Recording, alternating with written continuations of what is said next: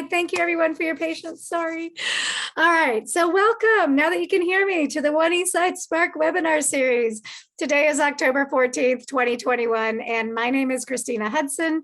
I'm CEO of One Redmond and founding partner of One Eastside, and I'm going to be your host for the program for today.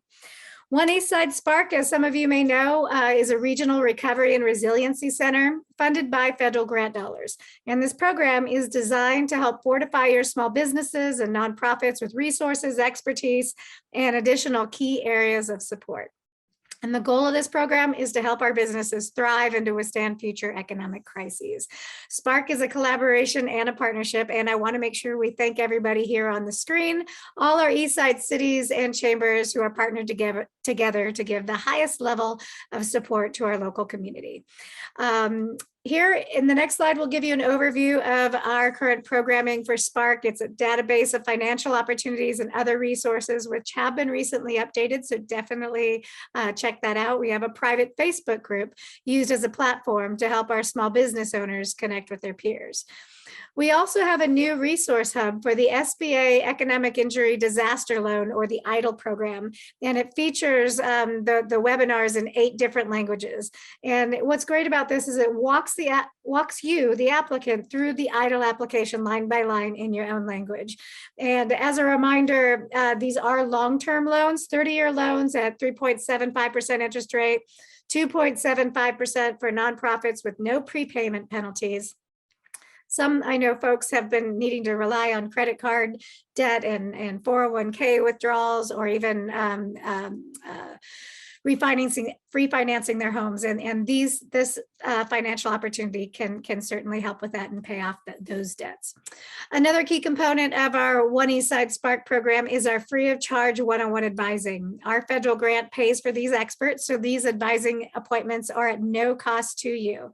So currently we are offering 2 hours of tax and accounting advising through our partnership with Clark Newber. We also have a wonderful marketing expert, Daphne LeBlanc, that can work with you to develop a plan for promoting your business through social media. And for general business advice, our Washington Small Business Development Center advisor for East King County, and our speaker for today, Sean Palmer. So next, I want to quickly touch on the webinar that we have coming up next week around the vaccine verification mandate that goes into effect on October 25th. This webinar is in partnership with the Seattle Metro Chamber and the Seattle Southside Chamber. And one thing to note, all our webinars, including this one here, are also available on demand at oneeastside.org/programs. And there we cover a variety of different topics that you can watch and learn at your own pace. Okay.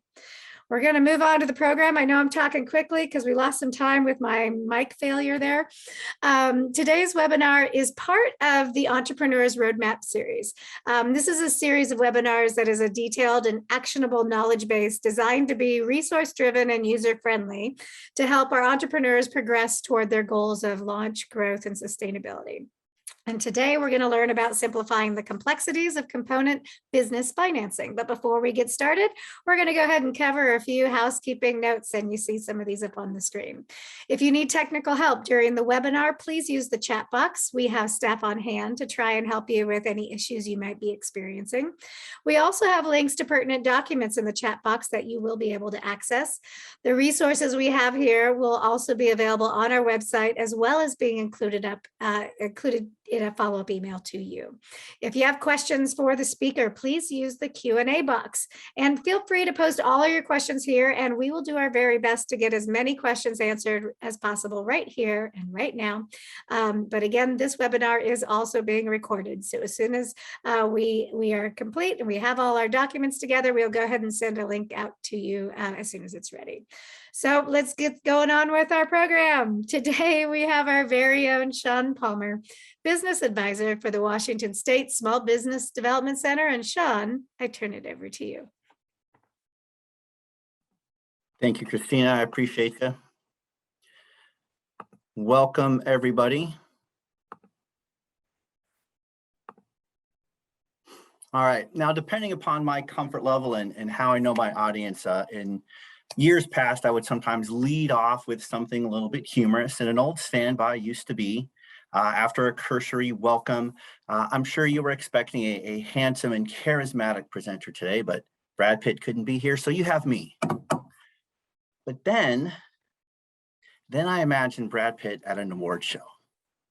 I'd like to thank the Academy, and I'm sure you anticipate a polished and professional acceptance speech, but Sean Palmer couldn't be here, so you have me instead. Hey, buddy, Angelina sends her best. I'm not convinced that won't happen, but while we ponder that, let's get into the content. First order of business. Let's unpack this title slide. Roadmap versus toolbox. Toolbox is very open-ended. And depending upon your experience level and the tools you pull out, each person's going to wind up with something incredibly different. But a roadmap, while there are definitely planned pit stops, while there are going to be some deviations, and while everybody's journey is different, a roadmap is a series of marked waypoints to get you from point A to whatever your point Z is, your start to your finish. And that is why we're here. Component business financing, not flowery language to grab your attention. The component part has everything to do with the allocation of different funding sources, and also how we're going to match some funding sources to what it is that we're paying for. We're not going to have 30 to 90 day turnover in our inventory and pay for that with something long-term. We're not going to fund a capital growth or build out with short-term credit card debts. We want to make sure that we are marrying the right source to the right end game. And then finally, there's some alphabet soup after my name. And all that really means is that I know some stuff about some stuff, and I love the sound of my own voice. And my teen daughter, who is a freshly minted college freshman, will absolutely attest that at least one of those is entirely true. The important part, the WSBDC, Washington's Small Business Development Center, in collaboration with One Eastside Spark and One Redmond, we provide no cost, confidential, one-on-one business advising, because we will share, we will empower through our webinar series and other resources that we bring to bear to help you pursue your entrepreneurial goals. To really make it relatable and make it actionable, I will happily work with you one-on-one to further your entrepreneurial ambitions. So where am I in all of this? Consider me the hub to your wheel. I may not have every single answer, but I can put you on the right spoke, which might be an action item, might be a resource to get you on the right path to finding your best solution. And where does your success lie? On the periphery, where the rubber meets the road, literally and figuratively. This works on so many levels. I love a good analogy. This is going to be a fun hour we spend together. Now, these spokes might be different resources. If you are a veteran-owned business, if you're a woman-owned business, if you need help with accounting, help with marketing, something specific, each of those is a different action item or a different spoke that I can set you on so that you can find your success. We promised you some deliverables. We're going to cover the ease or challenge, the total costs, and the risks involved with different funding sources, and how we package that together to be your financing plan for startup or for growth and expansion, and how that is part of your initial business plan or your revised business plan. The value of both diversification and redundancy, and we can check this box now. Diversification helps mitigate risk, while redundancy, that is the backup plan to your backup plan, helps to ensure success by giving different layers of predetermined action items so that when something happens, we've already thought it out and we know the action item to take. And then finally, I'm going to share 3 key risk points that I see missed most often. Let's review. Debt versus equity. Debt is an obligation to repay. It is that metaphorical IOU. And then there's a cost of borrowing from using someone else's money to finance what you want to get done today. And that cost of borrowing is called interest. Equity, a non-diversified share of ownership. Non-diversified share of ownership, all that means is if you've got a 20% stake in a company, you don't get to call dibs on just the delivery vehicles. You own 20% of its entirety. We call them shares. You own shares of stock, you own shares of the company because you share in the decision making, you share in profits and losses, and you share in the risk. And that is what your equity stakeholders will do should you pursue equity funding. And then there might be benefits beyond the financial, that is more than just the investment. So you might be seeking to bring in specifically a partner who's got the experience to help accelerate your learning and growth curve to make your business more successful early on. Karen, Brian, I want to hire you for your 20 years of experience and be my ops manager, because Brian is the male equivalent of Karen. I want to hire your 20 years of experience, and in addition to your salary, I'm going to offer you a 15% ownership stake in the company. That might be a key partnership to help advance your business even faster. Let us compare debt and equity. Debt tends to be a lower cost, where equity tends to be a higher cost because you are sharing the profits with all of your different shareholders. Risk with debt tends to be higher because no matter how the business does, up, down, sideways, the debt must still be repaid. The risk is lower with equity because you are sharing risk and spreading it out amongst all of those equity stakeholders. The tempo with debt tends to be a little bit faster. That is, if you're seeking a business credit card, that can be approved in a couple of days. COVID notwithstanding, most small business loans are approved in a matter of weeks. But if you're going after equity partners, that's going to take some time, both for all the regulatory elements that come with it and the boxes that you must check, and then convincing people to buy into your company or your idea. On the debt side, it's about qualifying based on historical metrics. It's rearward looking. Lenders look at the past. What have you done and what kind of baseline do we have moving forward? Those that are going to be equity partners with you, they're forward looking. Okay, I'm going to take a look at some of your historical financials, but that's just going to give us a baseline. I want to know what the profit potential is going forward. What new market are you going to enter? What new distribution channel are you going to have? What new product have you developed to make this company take off? And what is my role in that? And how am I going to profit from it? The greatest risk when it comes to debt is becoming over leveraged, borrowing and borrowing and borrowing to the point that your debt service is so expensive every month that the slightest interruption to business might cause the business to fail. On the equity side, the greatest risk is loss of control. Steve Jobs and Charles Schwab both ran successful companies that they started and were ultimately ousted from. Charles Schwab named the company after himself and still found a way to get fired because he lost control. All right, to illustrate these points, we're all going to be 8 years old, and what do 8-year-old entrepreneurs do? They open up a lemonade stand. This is pretty bougie. My lemonade stand never looked like this. That's a little bit closer. All right. So our budget to start our lemonade stand is $20 for the cups, lemons, sugar, everything we need. It's going to cost $20 to open this lemonade stand. We're 8. We've got $10, and we had to save pretty hard for that.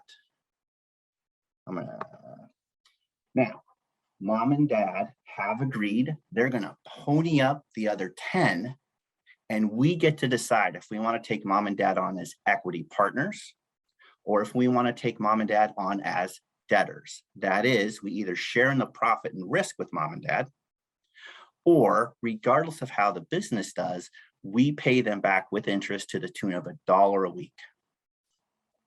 So let's look at a couple scenarios where we've got the business does well and the business does not do well. Why did I not pair a smiley face with a frowny face or a green thumbs up with a red thumbs down? That's between me and the internet. But let's take a look at different scenarios with debt versus equity financing, and the business does well or does not do well. Equity first. All right, so the business does well, and Mom and Dad are 50-50 partners with us. Lower risk, but we're only keeping 50% of the profit. The business is sustainable, we're doing great, but at the end of every week, we give half of our profit to Mom and Dad. Now, sometimes debt financing is not available for a variety of different reasons, and maybe equity financing is our only option to move from a company that's got $500,000 in revenue to a company that can create $5 million a year in revenue. And I promise you, I will do the Excel spreadsheet with you. 50% of 5 million is always more than 100% of zero growth. And maybe that's our only option. Now, on the downside, our lemonade stand, it's not warm weather. We've got a competing lemonade stand. So not only are we not making any money, but it gets to the point where we want our summer back. So we shut that down. So now we don't have lemonade stand revenue, and we might have to stand tall in the kitchen and answer some tough questions to mom and dad, but they shared in that risk. So we're only out our $10. We don't have to make whole mom and dad by paying them their investment of 10. But let's look at what happens when we do take mom and dad on as debtors. Same scenario, successful business, warm weather, no competition, lots of foot traffic. We're making money hand over fist. And because we maintained 100% control and 100% ownership, those profits stay with us. We get mom and dad paid off in short order, 2 weeks, $2 worth of interest, and then everything else going forward is free and clear. If the business is not doing well and we have to shut everything down, not only do we not have lemonade stand revenue to pay mom and dad back, now we have to pay them back out of our allowance because this is debt. We are obligated to repay this. So by the end of the summer, we have paid back $20 on that $10 loan.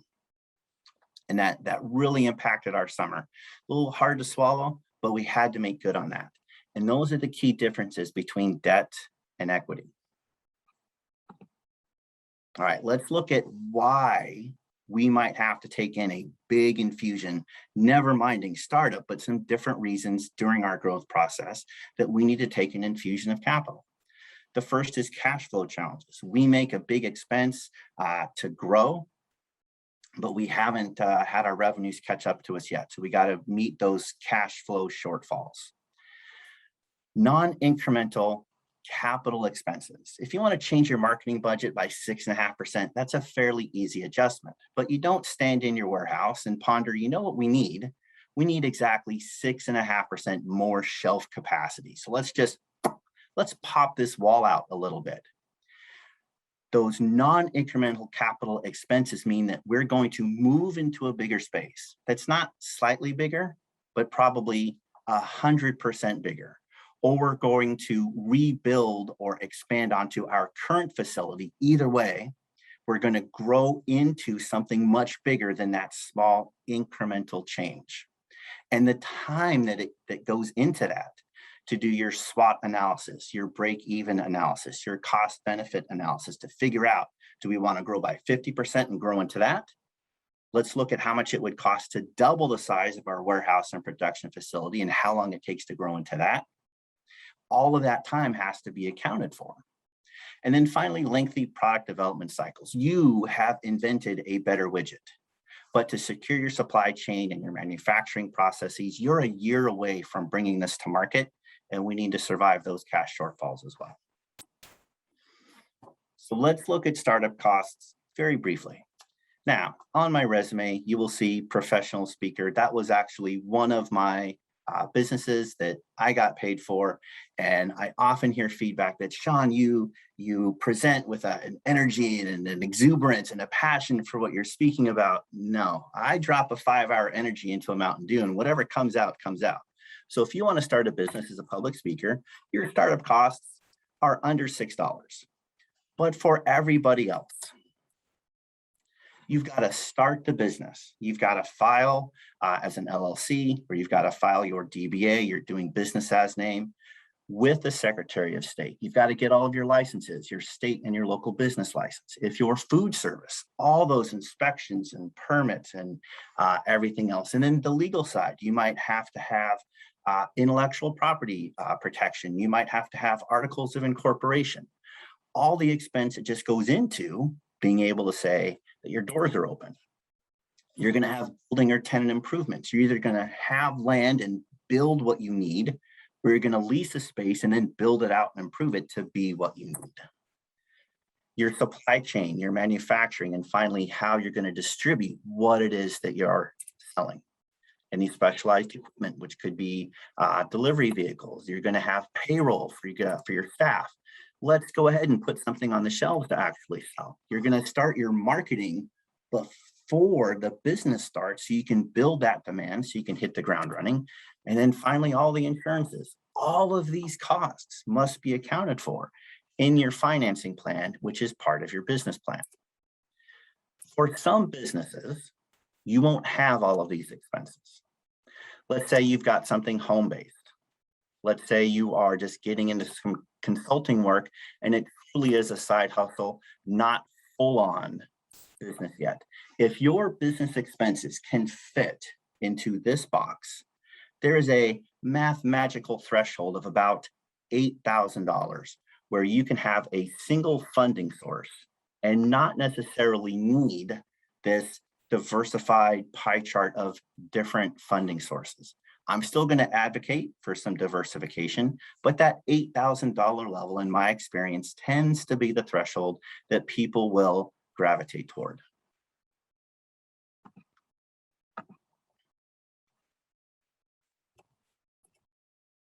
Now, let's talk about where this money comes from or doesn't come from. So first, the money that comes for free. And what an amazing concept that you get to start your business with money that you never have to pay back. Grants do exist. I don't want to say that they don't. In fact, One Redmond has actually given out some grants, but please know that this is a hyper-saturated and a hyper-competitive market. That is, many businesses chasing very few dollars. I can just about guarantee that rather than spending time and effort trying to find and then apply for and get approved for different grant money, that you will likely be best served fine-tuning your business plan, revising your business plan, and doing what it takes to grow your business and just create that revenue. And if your business model is predicated, that is, if your success requires that you take in money that you don't have to pay back, that's not actually a business. That is a very expensive outreach program. Any business should be able to account for all of their debt service and still work toward sustainable profitability. And then there's crowdfunding, and crowdfunding works one of two ways. The first is pre-sales. You've got something to sell, but you don't have the infrastructure.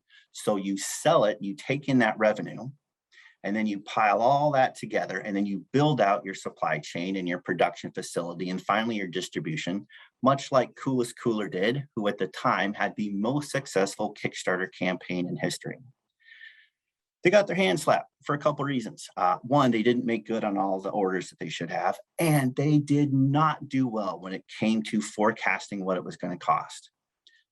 What they did was they said, hey, we've developed this great product. It is a new take on the typical Igloo cooler. It's got a speaker, it's got Wi-Fi, it's got wheels, it's got a blender port. Like, you can do so much more with this cooler. So we'll take in that revenue now, and you'll be the first on your cul-de-sac to have it in 16 to 24 weeks. And they completely underestimated how much it was going to cost. And they had to go back to everybody who contributed and say, I know you've put in hundreds already, but we need a little bit more. Didn't look good for them. The other way crowdfunding works is with your own social network. You are not going to get anonymous checks for $5,000 from people in New Jersey that you've never met before.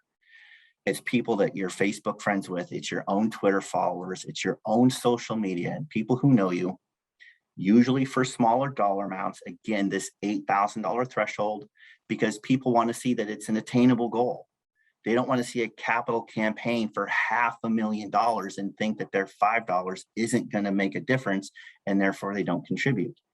And something specific, something tangible, so they know what they are contributing to. We need our first delivery vehicle. We need our website up and running. And it is very much a campaign. Daily social media posts and interactions to convince people to contribute. And then some sort of carrot, some incentive, because raising $8,000 $5 or $10 at a time is far greater a challenge than being able to tell people, hey, everyone who contributes at this $200 level gets a t-shirt, a swag bag. We'll promote your social media handle of your choice, whatever it is to get them to contribute at that slightly higher level. Now let's get into some more of these traditional funding sources, and we're going to start on the equity side of things. Personal funds, personal savings for startups is the #1 source for new businesses. And we're going to move in order down the spectrum of equity funding from just you to opening the door a little bit more and a little bit more to other potential investors that we allow in. Now, personal funds, as Americans, we keep our wealth, our net worth in 2 primary places: the value of our home and retirement accounts. And if you were to pencil out your net worth on a Post-it note or a legal pad, you would likely see next to those categories the 2 biggest dollar amounts that comprise your net worth. And it might be very easy to say, hey, here is the startup capital that we need. But there are some very unique opportunity costs and risks that come with each. So here on the equity side, we're going to work with our retirement accounts. Our home equity, and it goes against conventional wisdom, but the home equity actually appears on the debt side because until you sell your home, you have to use a debt instrument, that is to refinance or use a home equity line of credit to gain access to that home equity. So it shows up on the debt side. But here, let's look at retirement accounts. And we're just going to use some nice round numbers. You've been diligently putting into a 401k or an IRA for years, and you see on your statement $100,000. If you are not yet age 59 and a half, and you see that as your funding source, and you call your banker, your stockbroker, your financial advisor, and you say, I'm super excited, I'm starting a business, liquidate everything and send me a check. You're going to receive a check for $70,000, a 10% early withdrawal penalty, and 20% mandatory tax withholding because this is an account that has not been taxed yet. Now, if you do this toward the end of the year where you've got a year's worth of income and now unearned income of $100,000 shows up on your 1040 that you now have to file just a few months down the road in April, you might actually have a tax liability greater than 20%, and that's got to be made up out of pocket. So you might actually have to, from that check for 70, you get taxed on 100. The check for 70, you might have to squirrel away another 5 or 10 just in case you owe more taxes on it. So that quickly can drop to only $60,000 in what started out as a 6-figure account. So that's the hard cost. The opportunity cost is that if you're unfamiliar with compounding returns, the rule of 72 says that if you take your rate of return annually, divide it into 72, that is how long it takes your money to double. So a 9% rate of return based on a growth-oriented, diversified mutual fund portfolio in your 401k or your IRA, 9% divided into 72 tells us that your money is going to double about every 8 years and then double again after that. So for every $100,000, 16 years from now, it would have grown to $400,000 at a time where it's most crucial, and that is supplementing your retirement income. And because of income and contribution limits, we can't just lump sum. Let's say the business does great, and I hope it does. We'll help you work toward that. You can't just lump sum that $100,000 back into a retirement plan. So there's incredible opportunity cost that comes with breaking open that retirement plan and using that as a sole source way to access capital funding.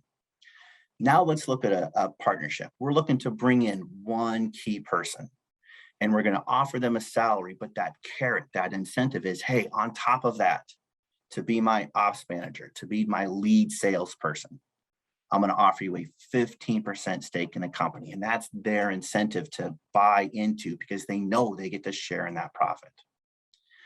Now let's look at VC or venture capitalists and angel investors.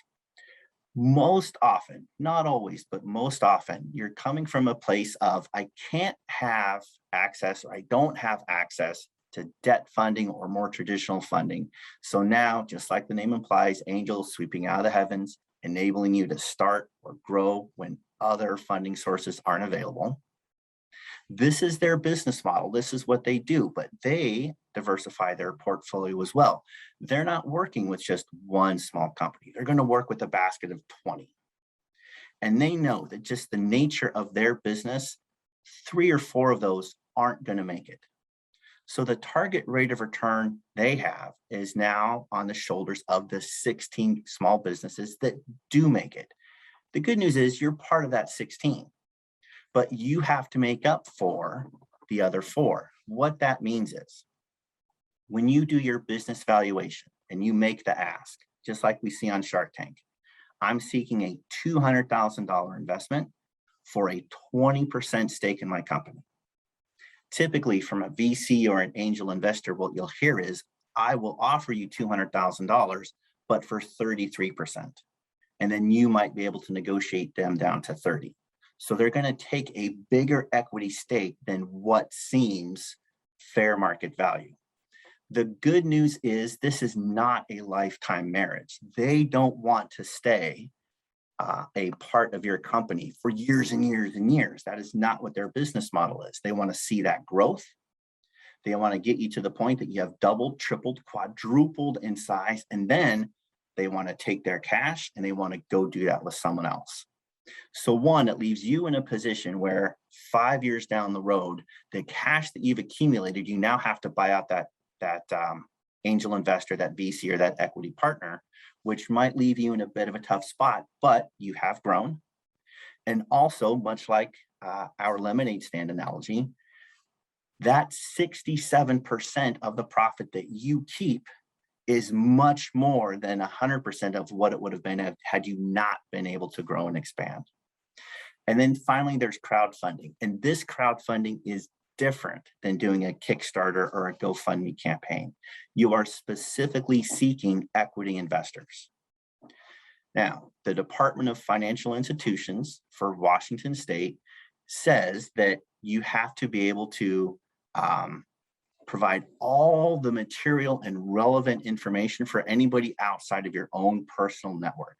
If you want your parents, if you want your wealthy aunt and uncle, if you want a close family friend to buy in, far fewer regulatory requirements. But the farther you cast that net to try and seek equity investors, there are more hoops, more check boxes, and more regulatory requirements that you are going to be responsible for. And that filing and that time comes with a cost.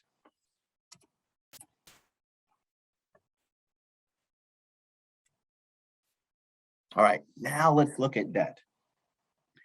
We can have a typical institutional loan, which would be a bank, a credit union, a CDFI, anyone who can provide an SBA backed loan. All of those institutional lenders are going to be looking for your financial statements, and everything is based on that rearward looking, what have you done and how strong of a lending candidate are you? A personal loan, usually from family, and you can probably get better terms, right? Mama's going to give you far better terms than your bank is going to. However, the trap that we can fall into is, one, we lose the discipline of repayment. You know what? Things are a little bit tight. I bet mom will let me slide not making my interest payment this month. Also, that can really strain the familial relationship. So please tread cautiously when it comes to borrowing from friends and family when we are looking to grow, expand, or start our business. Credit cards. You're probably going to have at least one, maybe multiple business credit cards. Now, it's never an A or B situation, right? It's all about that component financing. So we never have to say, am I pursuing a big loan or am I going to try and lure in investors? But let's just look at an A or B scenario. Let's look at credit card debt versus using our home equity line of credit. If we use a home equity line of credit, it shows up as an infusion of owner capital, but we take out personal debt to get there. So the family's budget just got a little bit bigger because now we have this new debt service on the family side in order to make this contribution into the company. And let's say it's $100,000 versus the unsecured debt of having a couple different business credit cards and you put everything on that. In a worst case or a second to worst case scenario, we're not going to go full on bankruptcy, but the business doesn't work. And much like our lemonade stand, where we didn't have the foot traffic, we didn't have the warm weather, we had to close our doors. Let's look at what we're risking. If you put everything on business credit cards and you don't have the revenue and you're now scrambling for a day job because the business didn't work, some negative things are going to happen. There are going to be some negative impacts. Credit score is going to go down. You're going to get sent to collections. You're going to get some nasty letters. In the end, it absolutely has to be repaid. You'll make good on that. It might have been uncomfortable, but you're going to make yourself square versus risking the primary residence. Now, are there a lot of things that have to go wrong to go from not making payments on your home equity line of credit to full on default and foreclosure? Yeah. Is your lender immediately going to go there? No. Have I seen those check boxes ignored and have I seen that worst case scenario happen? I have. So please let's weigh and consider all the different risks of these different funding sources. Vendor financing. Vendor financing is just you, rather than going to a traditional lender, you get financing directly from whoever is putting inventory into your store. If you've got mountain bikes and you want to have a couple of the high-end ones just to attract those customers, you might be able to get the vendor to put them in your store without paying for them. You have to pay for them monthly. They're going to charge interest for that because that is the cost of borrowing, but it helps get that into the store if you didn't have the money up front to pay for it. And then finally, unearned income. You can sell a whole slew of gift cards at a slight discount to try and drive demand up and take in that revenue. But understand that shows up as a liability on the balance sheet. So be able to make good on those. All right, let's compare debt and equity. Again, just to be able to wrap things up. Costs tend to be lower with debt, higher with equity because of the impact to profit. Inversely, risk higher with debt because you have no one to share it with. You got to qualify for debt. You've got to sell for equity. You can become easily over leveraged if you're not managing your debt properly. At the same time, you risk losing control if you have too many equity partners that have too great a stake in your company.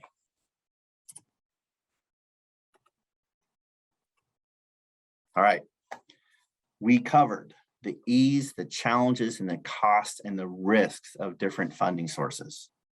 The value diversification is we are spreading risk. And when we take risk away, it helps make us more successful. The redundancy, that is the backup plan to your backup plan, the safety net underneath your financing plan. Here's our financing plan. And if the cash runs out, we're going to make these adjustments, and then we're going to access this funding source. And if that cash runs out, we're going to make these adjustments because this is already built into your business plan. If you get to the point where you run out of cash and at that point, okay, what went wrong? What should we do? It's already too late. These are predetermined and it goes into your business plan. We get to the point that we will stop throwing good money after bad. We will acknowledge that we swung the bat as hard as we could, but we will not decimate the family finances in order to continue to pursue this business. If it doesn't work, we have to get to a point that we recognize it's time and we're going to walk away. Which leads us to one of our 3 risk points, and that is not having a continuation plan.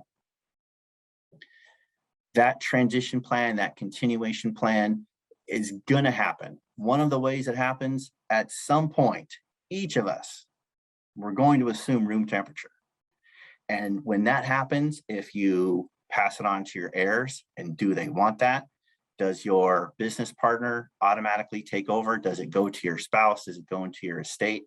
there's going to be a transition. How well you plan for it is going to determine how those now taking your business over, how much they're going to have to deal with. Or before that point, maybe you do want to leave a legacy and you're going to pass it on to your heirs, your son and your daughter. Or maybe you just want to get out, walk away and live the good life. You have to be able to have a plan for that. So your transition or your continuation plan and the failure to address that, one of the three main risk points. The other one is overburdening the family assets, continuing to throw good money after bad and becoming so mission focused and so intent on making the business work that we ignore the indicators that it's time. Market forces have dictated that it is time to walk away from this. And finally, our third one is the failure to calculate all of the risk and all the costs that go into each of the different components and then the finance plan in its entirety. So when it comes to risk, there is calculated risk and there's blind risk. And it's all blind risk until we do the math. Here's my contact information. I absolutely want to hear what questions you have, but I'm going to go ahead and turn the Q&A session over to Christina. Yep, it's me. Hopefully everybody can hear me okay, yeah? All right, good. Had to check that first. Okay, so this question, this first one is actually from a restaurant. It says, if I need to take out a loan to supplement my restaurant supplies for the month, which type of loan is best for me? Okay, so I totally value that you articulated that what the loan is going to be for. And you said inventory, supplies. And in the restaurant industry, that's food, right? Which has a very short shelf life, a very quick turnover. We're not seeking long-term debt for that. That's something that you can pay for out of cash flows or put onto a business credit card to allow yourself to get the inventory that you need, plate the meals, serve the drinks, create the revenue, and complete the process while maintaining your profitability. All right. Okay. I've got another question right here. This one's about more of the crowdfunding model. It says, if I solicit funds for my business using crowdfunding model, what regulations do I need to be aware of, if any? Or do I just count those funds as part of the business income? Oh, no, there are absolutely regulatory elements that you must pay attention to. Regulation CF or regulation crowdfunding. If there's not something in the chat already, Kathleen, if you would please, but your DFI, your Washington State Department of Financial Institutions, and Reg CF will give you the information that you need. And again, there's a couple of key elements that we're paying attention to. And most importantly is going to be registering the security, because now you are seeking funds from people that are outside of your network. And so you have to register that security. And also you are on the hook, you are obligated to disclose every bit of material information so that your potential investors can make a good decision. This is now regulated by the SEC and is beyond the scope of just Washington State. So Washington State will step aside and say, okay, now we're going to defer to regulation CF, but adhering to the fact that you still can't commit fraud in Washington State, but now we're going to step aside, but now you come under the purview of the SEC. Great ask. I appreciate that. That's so interesting. I don't think I need that. Wow. All right. Let's see. The next question is about VCs, venture capitalists. Are venture capitalists or VC entities only interested in very young companies? What about existing companies that are pivoting and need financing to make this transition? Excellent question. And the bottom line is they don't care. Big, small, middle of the road, whatever your industry is, they are focused on the profit potential. If you are a young company, you're probably going to have a little bit of a tougher sell because you're selling your idea and you're selling yourself. If you've been in business for a little bit and you've got, hey, I've got this track record of success and I'm going to move from square 4 to square 5 versus square 0 to square 1, you might actually have a better chance of attracting a VC, but there's got to be some sort of profit potential there. Just for your sustainability, they're not going to be interested in investing in you, because think about their business model. They're seeking higher rates of return. So if there's a profit potential, growth curve, they want to take you from that $500,000 in revenue to $5 million in revenue. That's what they're looking for. That hockey stick, as they say, right? Absolutely. Okay, so the next question asks, is there an online debt calculator that I can use to determine what different types of loans would mean for me? Yeah, and that's actually a really easy web search. Just do online calculator or online debt calculator, and they're out there. If Okay. the only thing you're looking for is the variables of the length of the term and the interest rate, then your present value, your payment, and then ultimately the future value, which is 0 to pay it off. If only those 5 variables are what you're asking about, those calculators are very easy to find online. If there's more to your question, ask again, and I'll try and clarify. All right, sounds good. All right, this next question is from a restaurant. It says, I have a restaurant and I'm thinking about buying a food truck because in-person dining continues to be down because of the pandemic. What should I be thinking about in terms of funding? Okay, awesome question. Let's back up a step and a half. Before we get to the funding part, have you done your market research? Have you done your revenue forecast? Are you getting into a food truck just because it's different? Or are you getting into a food truck because you found a way to make it sustainably profitable to augment your brick and mortar restaurant? Let's start there. When we get to the point that, yes, it can be profitable, then we calculate your need, then we come to the funding sources, and I will happily help with that. Excellent. Okay, I've got another question here. It says, is there a way to sell shares of my company without going public and without taking on VC investment? Yes, and you're just basically putting out to your own network, your own friends and family. You don't have to be publicly owned. You can have investors and partners while still remaining a private company. It just depends upon how wide you are casting that net. If you keep it close in and you're seeking a smaller number of larger investors, larger percentage, maybe the dollar amount is low, depending upon the size of your company, then yes, that will totally work. So this is kind of a follow-on question that I'm adding on. So when you're taking on investors, there's a particular type of company. Even you can't be a sole proprietor and take on investors. Is that correct? Correct. So C Corp, S Corp, no foreign investors, and then finally an LLC can have partnerships as well. So if you are a sole proprietorship, or even so an LLC can take it as well. Is that what you said? You can have a multi-member LLC, which means you have partners, but you can't issue shares. That's going to come from an S Corp or C Corp only. Got it. Well, as you see, Sean is your guy to help you navigate through all those type of questions. All right. You touched on the continuation plan, kind of like the exit strategy for businesses. Should they be thinking of that like at the beginning too? Tell us more about that. So when I was a financial advisor, I would always advocate we have to think in the long term. Now, to get to the long term, we got to make it through the short term. So we have to consider both things. The answer to that question is absolutely yes. Let's get outside of the first 18 months. Let's get outside the first, 12 quarters. We should anticipate growth. Your 3 and your 5-year plan and the growth curve you intend to be on. Let's not be surprised when we're successful. On the exact same hand, let's look forward 10 or 15 or 20 years. And ultimately, when we have written our own ticket, when we have been successful, what do we want to have happen?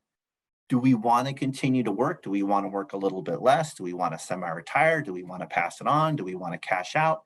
What is it that we want to do? Let's think about that so that we know what the end game is, because ultimately a transition is going to happen. The ease at which it happens has a lot to do with how much thought we put into it beforehand. I feel like that could be another webinar in the future of how that goes. So we'll kind of put that one on the list here. All right, I have another question here. It says, a colleague has a line of credit that they draw on as needed. How should we incorporate a line of credit into our financing options? Well, there could be a personal line of credit, or there could be a line of credit against something tangible, like the equity in your home. So, two different types of lines of credit. And it really depends upon what it is that you want to secure it against. A simple personal line of credit, smaller dollar amounts, slightly higher interest rate, because the only thing protecting the lender is your signature and your promise to repay, as opposed to there being a secured asset that the bank knows ultimately, worst case scenario, they're going to get something should you default on it. To answer your question about how we incorporate it strategically, I'm not sure. Functionally, visit your local lender and inquire and say, hey, for a line of credit, what do I have to do? All right. Okay, we have a couple more questions left. Let's see. It says, should I apply for a loan at my bank or my credit union? Is there a difference? There is. And the answer is yes, you should apply for a loan at both. And here's what I meant by redundancy. And please don't fall into the trap and reinvent the wheel that I learned the hard way when I first got into business. As a financial advisor, I spent the better part of 18 years running, operating, branding, rebranding, regrowing a boutique financial advising firm. And in the early going, I would have ideas that I want to have a reciprocal referral agreement with the CPA. I refer to them and they refer to me, and that just makes sense. Who's got a great name in the community? And I identified who I wanted to work with, and I'd reach out to them, and then I would wait. And then I would diligently follow up, and I would wait again. And I was putting the growth and the advancement and the progress of my business in someone else's hands. And not due to malice, due to the endless to-do list that other companies are up against every day. Responding to my email didn't crack the top 100 things they had to do in a given week. So instead, what I finally learned is that I put it out to 20 different accounting firms locally and say, the first 5 to respond, I will take you to coffee, but you got to make it a little bit competitive. So rather than put all those eggs in a single metaphorical basket and put in one loan application, let them know, hey, I'm going to go to a CDFI. I'm going to go to a credit union. I'm going to go to a couple different banks. And whoever I hear back from first is who I'm going to listen to first. Was that the entirety of the question, Christina? I wanted to make sure I didn't miss anything there. I think so. You're asking about if it was about applying for a bank or a credit union and what's the difference. But I think you did a great job answering, because it should be both. The answer is both. Absolutely, it is. All right, and we only have a couple minutes left, and I like this last question. Says, I'm interested in scheduling an advising session to review my options, Sean. What should I have prepared prior to meeting with you? If you follow the link that we put in the chat to register, it is a very succinct process. And the Washington Small Business Development Center, they actually have a Center for Business Resilience that will set all of that up for you. And they will send you an email with a link to my online calendar so you can choose when we meet. And they will actually include a document that says to be best prepared for meeting with your advisor, and some things that you can be prepared for. It really depends on your situation. If you want me to review financials, I'm probably going to want to see those ahead of time. If you've got some very nuanced questions, those are things I might want to learn ahead of time. Most things we can learn from each other in our first advising session, which can last either 30 or 75 minutes, depending upon what you feel we need to cover in our very first session. And I'm just going to remind everyone, all the information that Sean gets is all confidential. And so only he knows your financial information, then that's in that system. And that is part of the requirement of the Small Business Development Center. So you can always have full confidence there that everything is confidential. So I think this concludes our program for today. And thank you, Sean, for giving us yet again a wonderful webinar, and you're giving us your time and expertise. We appreciate you very much, as always. I want to give a little reminder of our upcoming webinar next week. And I also want to say thank you again to all our partners on the East Side who are working hard to support the business community. And last but not least, I want to make sure you bookmark this site, oneeastside.org/spark. There you will find key resources, information on our one-on-one advising, our weekly webinars, grant opportunities as they become available. And a big thank you to all of you for participating in our webinar today. So until we see you again, this concludes our program. Thank you.